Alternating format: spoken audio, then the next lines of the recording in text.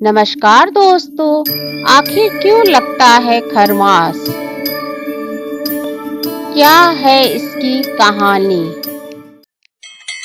जानते हैं, खरमास एक पौराणिक कथा है जो हिंदू धर्म में प्रचलित है।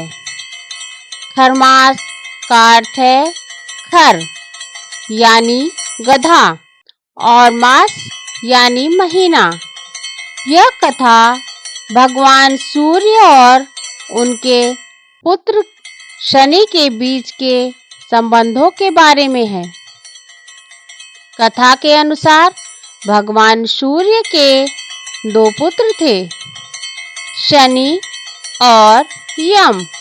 शनि भगवान सूर्य के सबसे बड़े पुत्र थे, लेकिन वे अपने पिता के साथ अच्छे संबंध नहीं रखते थे। भगवान सूर्य ने शनि को अपने पुत्र के रूप में स्वीकार नहीं किया था, क्योंकि वे अपने पिता के साथ अच्छे संबंध नहीं रखते थे। एक दिन भगवान सूर्य ने शनि को अपने पास बुलाया और उन्हें कहा कि वे उनके पुत्र नहीं हैं।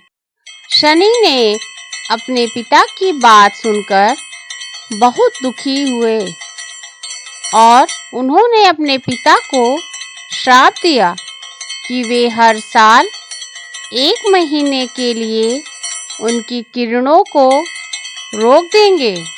भगवान सूर्य ने शनि के श्राप को स्वीकार किया और हर साल 1 महीने के लिए उनकी किरणों को रोक दिया।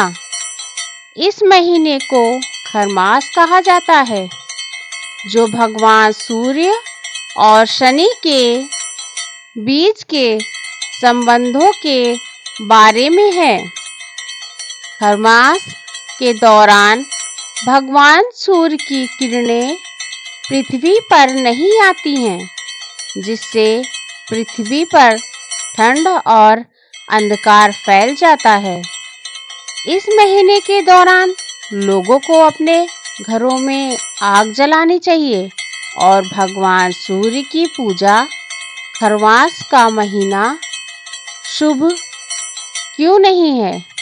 खरमास का महीना हिंदू धर्म में एक महत्वपूर्ण अवधि है, जो भगवान सूर्य और शनि के बीच के संबंधों के बारे में है। खरमास का महीना शुभ नहीं माना जाता है, क्योंकि इस अवधि के दौरान भगवान सूर्य की किरणें पृथ्वी पर नहीं आती हैं।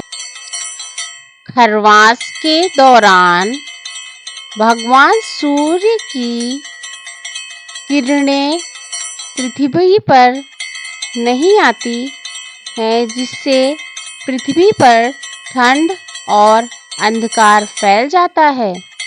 इस अवधि के दौरान लोगों को अपने घरों में आग जलानी चाहिए और भगवान सूर्य की पूजा करनी चाहिए, ताकि वे उनकी किरणों को प्राप्त कर सकें। और खरमास के दौरान कुछ शुभ कार्यों को करने से बचना चाहिए, जैसे कि नंबर 1, विवाह। खरमास के दौरान विवाह करना शुभ नहीं माना जाता। दूसरा, गृह प्रवेश। खरमास के दौरान गृह प्रवेश करना शुभ नहीं माना जाता है। तीसरा, नई नौकरी। खरमास के दौरान नई नौकरी शुरू करना शुभ नहीं माना जाता है।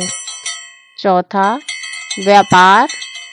खरमास के दौरान व्यापार शुरू करना शुभ नहीं माना जाता है।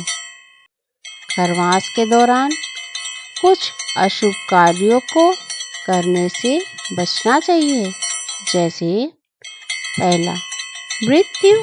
खरमास के दौरान मृत्यु का सामना करना अशुभ माना जाता है। दूसरा, बीमारी।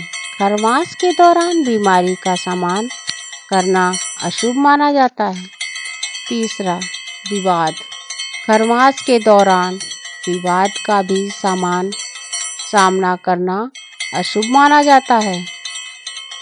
खरमास के दौरान कुछ शुभ कार्यों को करने से लाभ हो सकता है, जैसे कि नंबर 1, पूजा और आराधना। खरमास के दौरान पूजा और आराधना करना शुभ माना जाता है। दूसरा, दान और पुण्य। खरमास के दौरान दान और पुण्य करना शुभ माना जाता है। तीसरा, स्वच्छता और संगठन। खरमास के दौरान स्वच्छता और संगठन का ध्यान रखना शुभ माना जाता है।